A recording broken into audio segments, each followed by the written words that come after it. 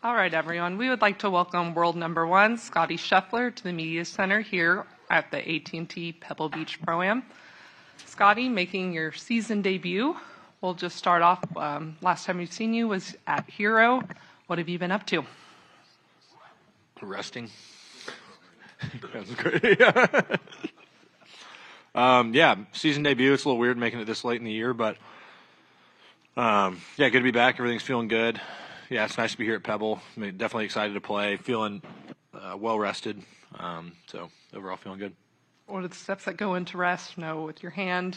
Oh, there was a lot of sitting around at first, but after that, I was able to get moving fairly quickly. But I definitely had it was good and bad. It was frustrating to be sitting at home, not being able to play golf, but we got some good time at home. Just us three. It's pretty rare for me to be at home throughout the day without really having much to do. I couldn't really work out at first. There wasn't really a whole lot I could do, so it was nice, uninterrupted time for us at home, but it was definitely still frustrating, watching golf on TV and not being able to play. Just making your second start here, top 10 last year, and just got off the course. What are you seeing from the course this year? The course is good. There's a little bit less rough than there was last year. The greens are quite a bit firmer, and so if the rain holds off this week, I think it'll continue to get firmer as the week goes on. It should be a lot of fun. These greens are small, and when they're firm, they can be really challenging. So hopefully the rain holds off and the golf course will get firm and fast, and should be a really, really fun test. Enough from me. Same as always, open up to media, raise your hand, and we'll get a microphone over to you, but we'll start off on the right side here with Dan. So since the Hero, we've seen TGL has come on the scene. I know obviously you're not participating in year one, but have you taken in the matches, and what has been kind of your take on the emergence of a new entity in the sport? I haven't watched much of it. I did catch. I was working out in the trailer last night, and it was on, and I'd heard the first two matches weren't very close, but last night was pretty exciting. It was good for them to have a close match. I watched like 5 minutes of the first one night. I turned on like ESPN Plus. I was rocking Bennett to sleep like late at night, and I just turned it on and caught a bit. And I think it's interesting. I think it's good energy for the sport. I think maybe some new people are getting interested in golf, but overall, I haven't really paid too much attention to it. But last night was good. And then Rory was in here saying that he thinks maybe you should get a chef, given the injury. Is there any thought toward that? I got a chef. Her name's Meredith. She's pretty cute.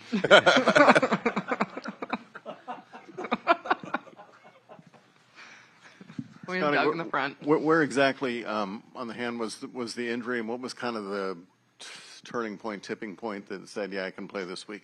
It was kind of in like the middle of the upper part of my palm, I would say, and then the tipping point, yeah, right there, like right in front of the middle finger.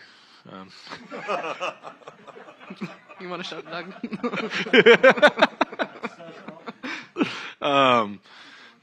Yes. Sorry, I got sidetracked. What was your question? Oh, tipping point. Well, last week at the beginning of the week, I kind of made more of a conscious effort to hit a lot of balls when I was first getting back into it, just because everything had healed properly, and I was in a good spot and got some freedom from the doctor, and basically I wanted to push myself pretty hard at home to make sure that I wouldn't have a flare up here on the road, if that makes sense. And so kind of try to work out some of that soreness and the scar tissue and stuff that goes in there after surgery. So I tried to push myself pretty hard in the cold last week, and it continued to get better and better each day, and so I figured I might as well come back out and start playing. See the scar? No. I'm just kidding. I got a little piece of tape on it, so you can't see it anyways. Sorry. Yeah. Right there. It's right there. It's nude. What do you call it? Yeah. It's nude. She said it. Alex. Scottie, just to hopefully put this to bed finally, we were trying to understand how exactly you could have done what you did to force it to have to go to the hospital and have surgery. You said you were making raviolis, I think, when you were down the Arnold Palmer Invitational press conference, but how did you? Well, so like when you make raviolis, we wanted to make them from scratch, and so you like roll the dough and you got to cut the dough. But we were at a rental house, so we didn't have the right tools, and the only thing there was a wine glass that we found, and I had my hand on top of it and it broke. Which, side note, I've heard nothing but horror stories since this happened about wine glasses. So be careful. Even if you're like me and you don't drink wine, you got to be real careful with wine glasses. But yeah, so broke and the stem kind of got me in the hand.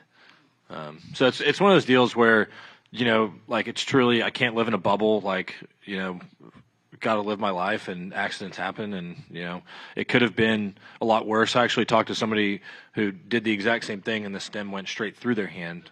And so it's one of those deals where immediately after it happened, I was mad at myself because I was like, gosh, that was so stupid, but you just don't think about it when you're in the moment. And yeah, I've definitely been like a little bit more careful doing stuff at home. But And then after that happened, did you immediately go to the emergency room? Or No. I have a friend at home who's a surgeon, and he helped us stop the bleeding. And then it really wasn't like terrible, but I knew I kind of messed something up just because the way my hand wasn't really moving much, and if I did, it hurt pretty bad. And so I kind of knew something was up. And we were planning on leaving the next day anyway. So since it didn't continue bleeding, we stopped the bleeding pretty quickly. I mean, it was maybe 15 minutes or so, and got hold of a guy who helped me with my thumb about 10 years ago. I had a hand guy at home who works with my friend who's a hip surgeon, and he kind of helped facilitate what to do. And then he was actually out of town, so I had another guy at home do the surgery that we referred to, and he did a great job. I was able to heal pretty quickly, and yeah, I'm just very thankful that the community around me at home kind of sprung into action pretty quick and got the ball rolling. I'm sure my friends didn't want to help me stop the bleeding in my hand on Christmas Day, but they jumped into action pretty quick, and yeah, they were able to help me really fast. I'm really, really thankful for the support system at home. And I assume, well, I don't want to assume, are you concerned at all about the fact that this could be a problem down the road? No, not at all. Okay. Yeah. And I guess you ruined the raviolis too. No, they were good. They weren't that good, but they were pretty good. Going just right behind Ron. Scottie, how do you sort of reflect on last season now that you've had some time for it? Kind of what allowed you to take that step to I mean, as good as you were previously, to have the productive year you had, and what's it going to take to duplicate it? I mean, it's not too many teams like that. I think in terms of like reflection, since I did have some more off time at home, I did go back and watch a bit of the tournaments that it played in, and I wasn't necessarily watching the finishes, but I was just kind of watching, throughout the course of the event, and just thinking about what I was feeling at the time and how my brain was working, and just kind of going over things to remind myself of the tournaments and stuff, because I really do have my memory is not that great, and so a lot of the shots and a lot of the way the tournaments went, I remembered the last bit of it, but I didn't remember what led to the point of being in the lead or close to the lead. So it was good to go back and watch some speed rounds and stuff like that, just to see how I managed my way around the course and stayed patient. And there's a few tournaments I look back at that I was the thing that stuck out the most was that I never really overreacted to stuff. I kind of stayed in it and kind of waited for my moment to get hot. And, sometimes I got hot and was able to get up the leaderboard and win. And then other times, I didn't. And I still had a decent finish. So most of it was just reminding myself of how to kind of, play tournament golf, just because I've been off for a bit. If I guess a quick follow-up, Fergie asked Rory about your season and sort of what impressed him, and his comment was that you never made a mistake, that you just avoided. He saw so many bogeyless rounds. And I'm just sort of curious, how has that always been the way you sort of played, and how much that's maybe a philosophy of your game? I mean, you think about Tiger in his heyday, he got ahead and then didn't make mistakes. Yeah, it's a simple way to put it, but I think, having like superior control of my golf ball, I think is what enabled me to not make a lot of mistakes, and that's knowing, like having a good feel for my swings at, so I know how to manage my way around the course, playing the appropriate shot. And I made plenty of mistakes, but I think it's more about managing where the miss is, and when I have a really good feel for where the club is, where I did for a lot of last season, I'm able to really work my way around the golf course. And it's a lot simpler than just not making a mistake. And it's easy to say play it to the middle of the green, but at the end of the day, you got to hit the shots. And I think at times last year I just had really good control of my ball, and that's how I was able to avoid the mistakes. We have Brian, then Adam, then we'll go over to Gabby. Scottie, obviously you missed 2 starts that you were scheduled to play. Not sure how you think about it, but will you consider adding more tournaments, or will it kind of be a feel as it goes? There's definitely a feel as it goes kind of aspect. I've considered adding maybe one event, but outside of that, I think I like the way my schedule flows throughout the year, and I always loved starting here in Kapalua, and then I loved going to Palm Springs. You get Kapalua where you kind of get the, how's Christmas, New Year, all that stuff kind of out of the way, get the season started at a beautiful place in Hawaii. And then I feel like I get a really good gauge where my game's at in Palm Springs because you're playing golf in a dome, and it's good to get in there in competition. You got to make a lot of birdies, and a format like that is one that I think that's more difficult for me. And so it kind of just gives me a good gauge where my game's at. So missing those two events is not fun. There are a lot of, I enjoy playing them. But as far as adding them, I don't want to just because I missed two, I don't want to change the flow and cadence of my schedule. But if I feel like I want to add one to get some extra reps in, then I will. Talk about before the Masters or throughout the course of the season? I'd say before we kind of get into the heart of the season with like the Players and the Masters, and then you get kind of into the heart of the rest of the major season. Adam? Scott, I heard a rumor you might have played Cypress yesterday. I did. How'd that go? It was great. I took down Ted, so I got bragging rights for a while. Can't afford to lose to your caddy because he's just going to be reminding me that he beat me constantly. So I was glad to take him down. It was a great day. Mary and Bennett came out and walked a few holes with us. They were very kind to let them kind of come out, and we had lunch, and it was just a great day, really. Weather was beautiful. Our group was great. We had a great time. I'm just thankful for the experience. It was Meredith and I were going to sleep last night. We're like, wow, that was just one of our favorite days. It was awesome. Had you played it before? I played it last year on Monday, tournament week. What'd you shoot? Last year, Sam smoked me.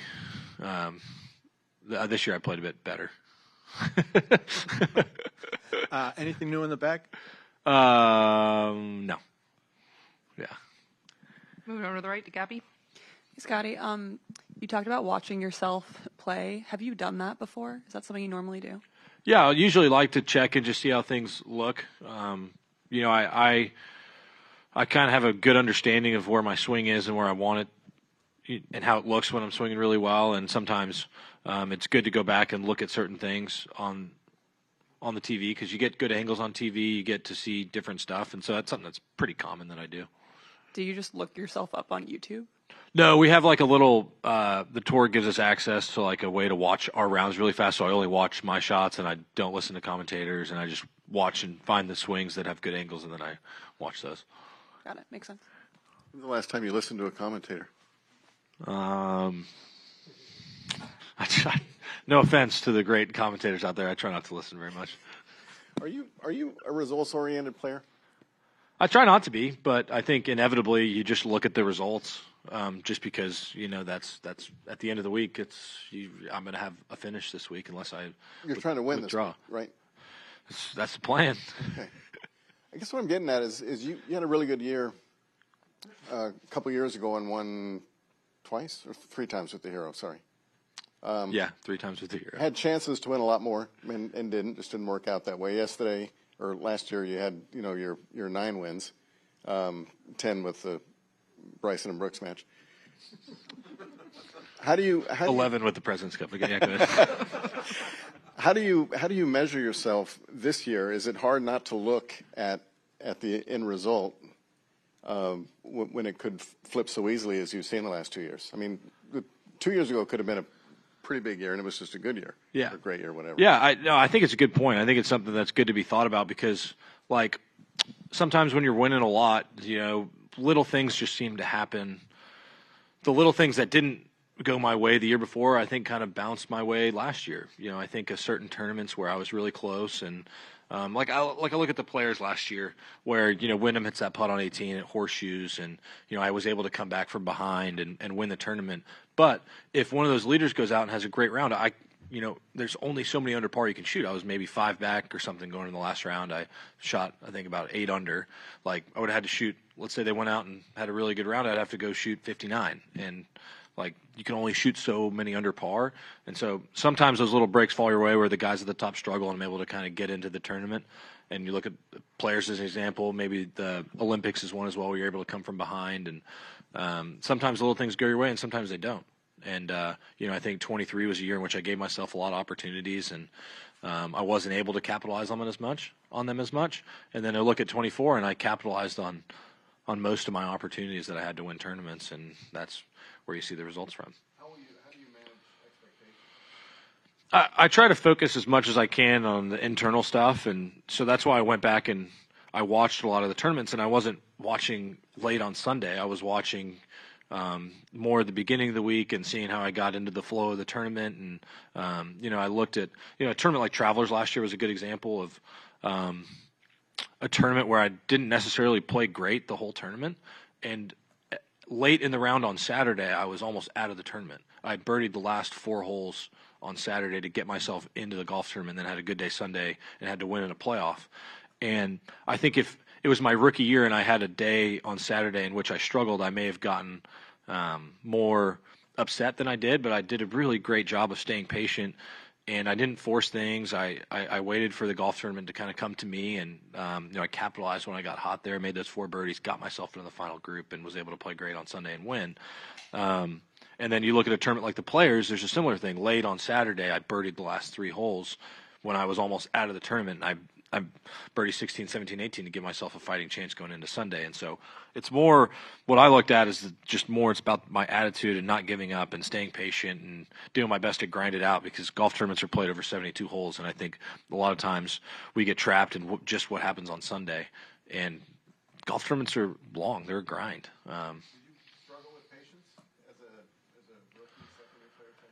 I would say so, especially like throughout the course of a round. I expect, I put in a lot of work to come out here and play well, and I think at times when early in my career I would get upset when things didn't go my way and when I'd hit poor shots because I would prepare to not hit poor shots. And I think it's more of having the understanding of that stuff is going to happen. You're going to make mistakes throughout the round, but it's more about my attitude and how I approach things, and that's what I would consider successful weeks, is weeks in which I show up prepared, I have a good attitude, and I play a good tournament over 72 holes with a good attitude. It's not necessarily about birdies and bogeys. It's more about my approach than anything. Going very far left. This guy. Doug kind of stole my question, but I guess I'm wondering how the evolution of that, like being able to reach in more of a Zen state from when you were young and you were more emotional and more volatile on the course to where you are now and where you're kind of more even-tempered on the course. Was that a conscious thing that you sort of worked on, and how did you do that? Yeah, I would say it's been a conscious effort since I was a kid. When I was a young kid at Royal Oaks, like I would say some people may not even want to play golf with me sometimes because I'd get out there and I would get so upset when I hit a bad shot because I didn't understand like why you would hit a bad shot, and I expected perfection out of myself. And I think having the understanding of mistakes are going to happen, and it's more about responding to those mistakes. And I think it's been a conscious effort over the last like 20 years to get to the point where I am now. And that's why I still talk about it a lot, because in golf, it's a frustrating game to go out there and play week in, week out. So I mean, it's a constant battle each week to have a good attitude and to stay relaxed and just try to execute the shot and not worry about the results. Finish up with our final couple set. We have Ryan, Ron, then Alex.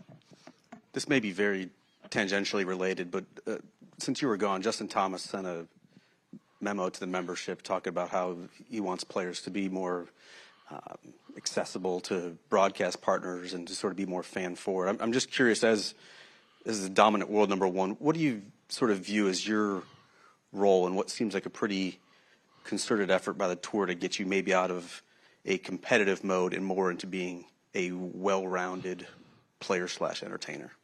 The reason why I always watch sports is to see the competition.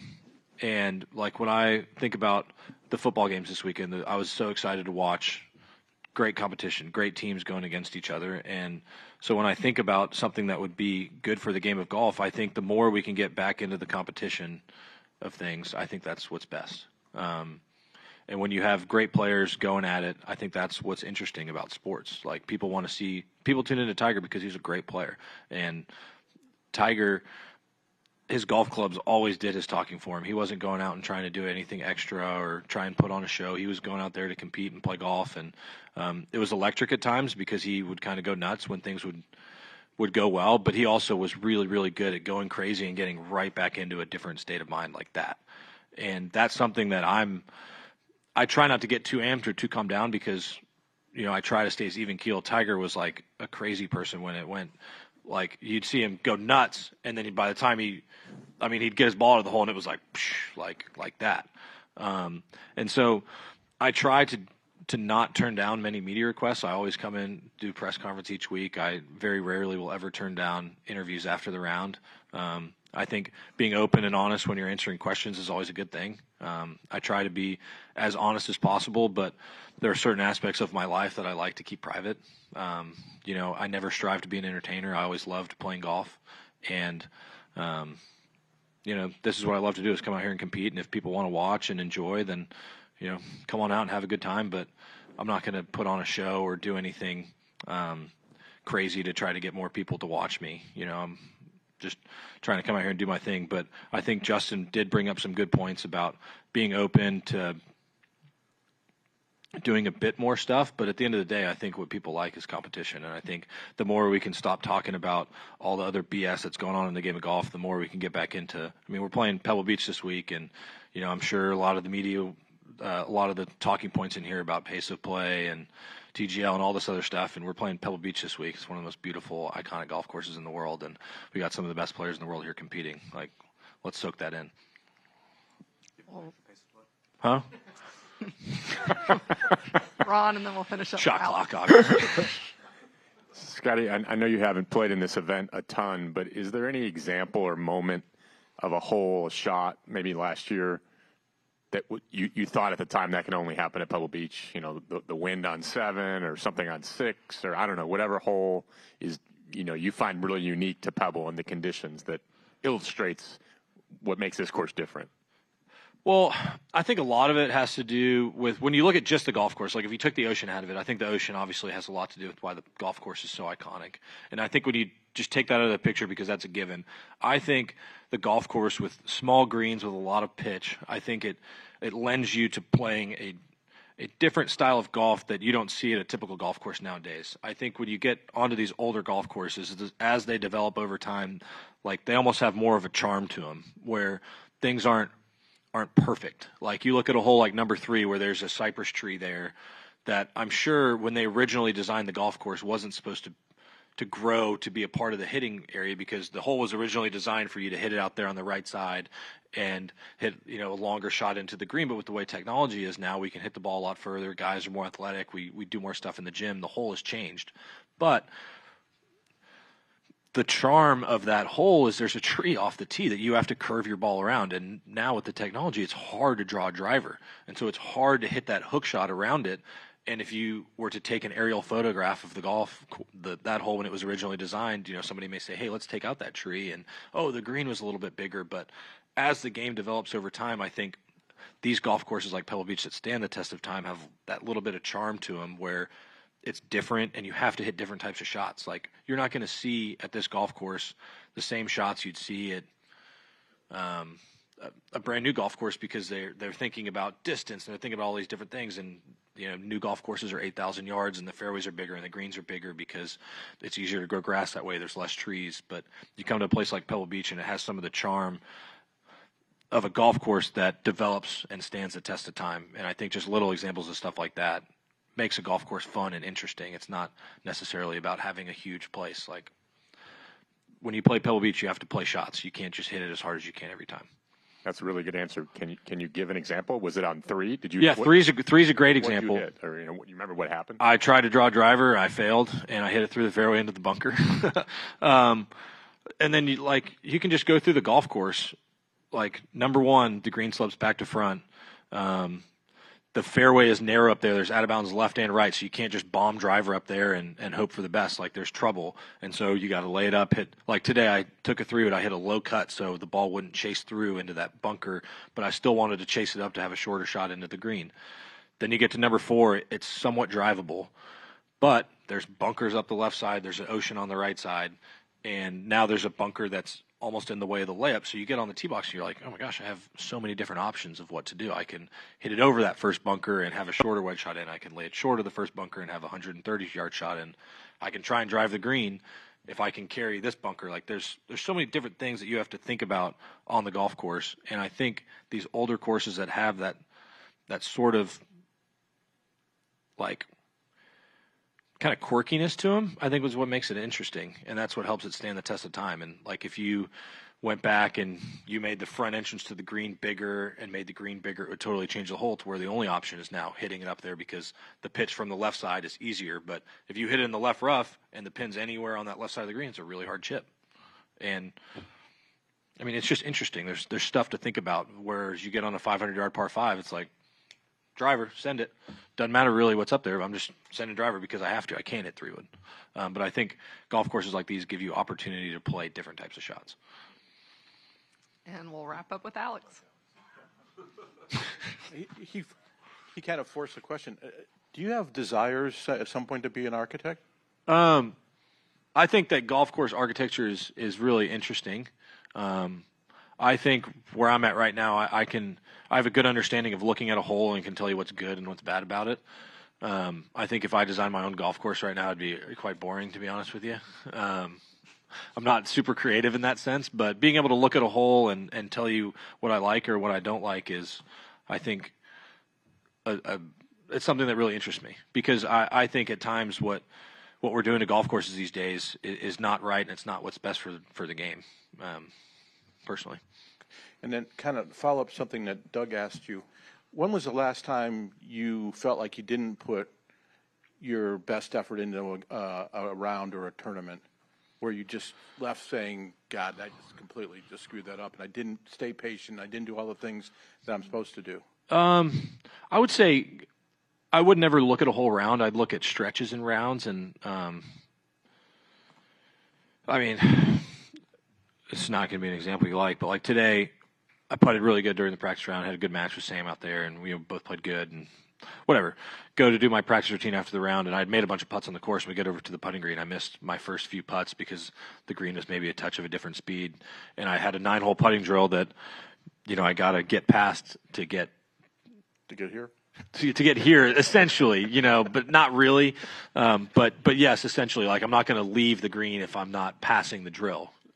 And so in the course of the first match, I hit a few really good putts that lipped out, and I got frustrated, and I started, I could tell that the switch flipped a little bit, and after the little 9-hole thing went by, I was kind of looked at the results, and I was like, that wasn't because there's anything wrong with my stroke. I'm like, I just got a little bit ahead of myself, and I got frustrated, and so went back and did the drill again. And so it's not necessarily like the whole round is gone. There's just a couple shots and a couple silly things that'll happen throughout the round where you're not thinking properly, and that could be, for a variety of reasons. Does Teddy ever bring you back? Occasionally. Sometimes I'm a lost cause, though. Do you have a favorite course on tour? Not really. I think there's certain aspects of courses that I like, and then some aspects that I don't like. People ask me that question all the time. I need to come up with a better answer. You sure do. Yeah, it really is a common question. We'll give you time to think on it. Not on tour. Royal Oaks Country Club in Dallas, the best. All right, Scottie, thank you for the time. Good luck this week. Of course, thanks, y'all.